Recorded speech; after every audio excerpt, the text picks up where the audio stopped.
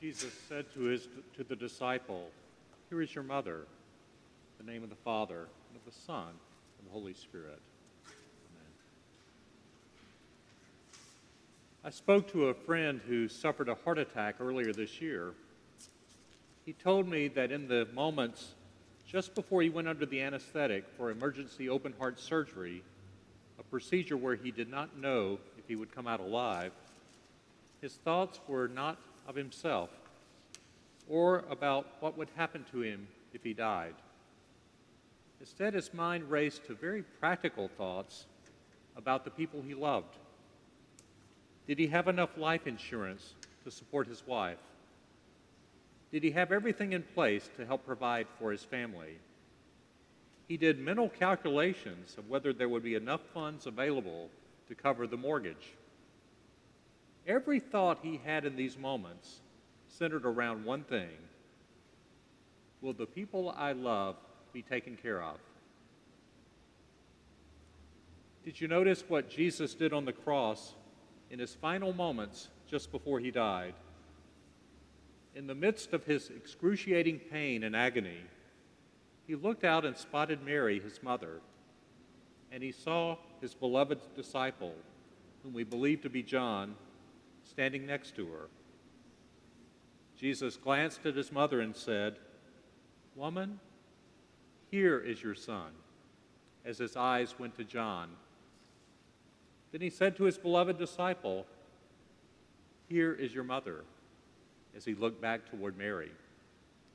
And from that hour, John took Mary into his own home. Among the last thoughts of Jesus as he was dying on the cross was, "Who will take care of my mother now?" He makes a point of connecting her with his beloved disciple as her new son. Looking out from the cross, Jesus takes time to create a new family. In essence, those couple of sentences from him comprise Jesus' last will and testament. When we talk about Jesus, we often start with the universal and then move to the particular. We believe Jesus poured out his life for all humanity, and through his resurrection renewed all creation. Therefore, he saved me and saved each one of you. But Jesus starts with the particular and then moves to the universal. One of his last thoughts on the cross was about one particular person, his mother. Will this person I love so much be taken care of?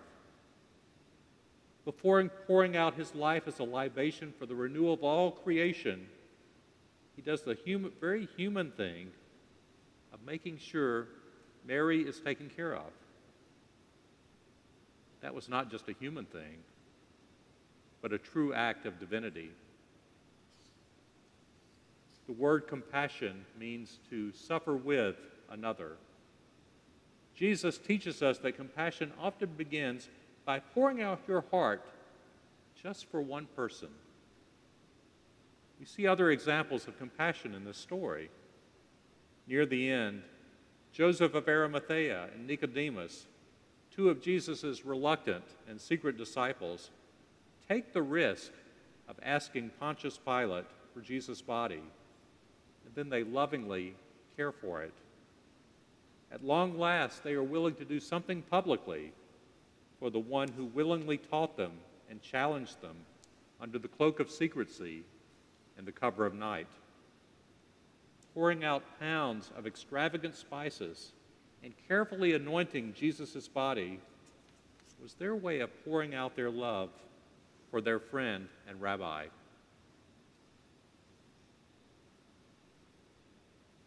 Over the last year, it has been nearly impossible for family members and priests to visit loved ones in hospitals.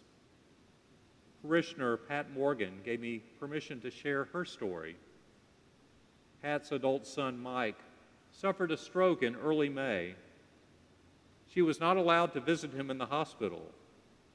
And those of you who know Pat can imagine how this went down with a mother and activist who is always present on the front lines of any situation and who is extremely hands-on. Since none of the clergy were able to visit Mike either, I called the chaplain's office at St. Francis Hospital and was connected with Chaplain Dave Lucchese.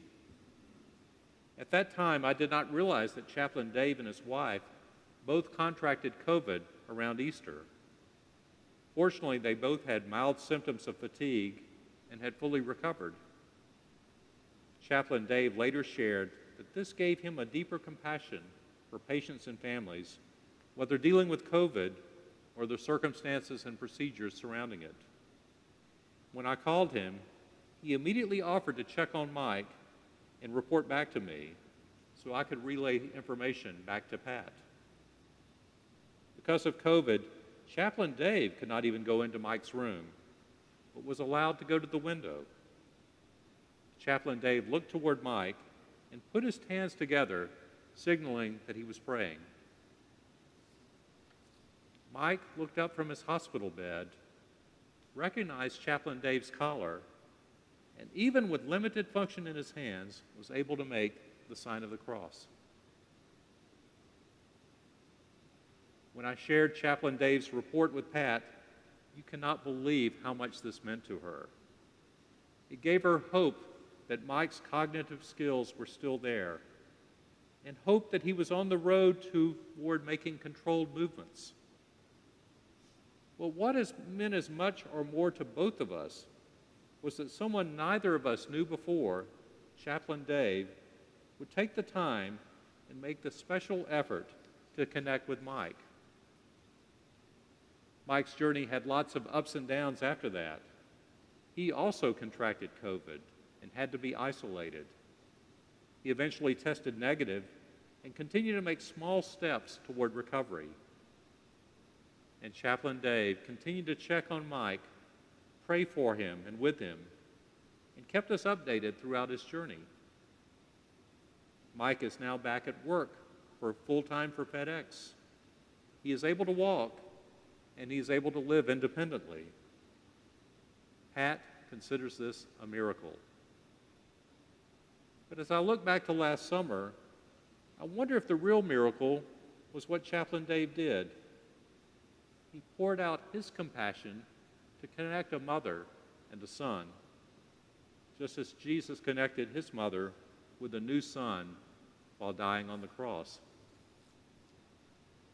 Perhaps these little and big stories of compassion are Jesus' way of teaching us that all our lives are libations, compassionate offerings meant to be poured out for others, beginning with just one person we love. Amen.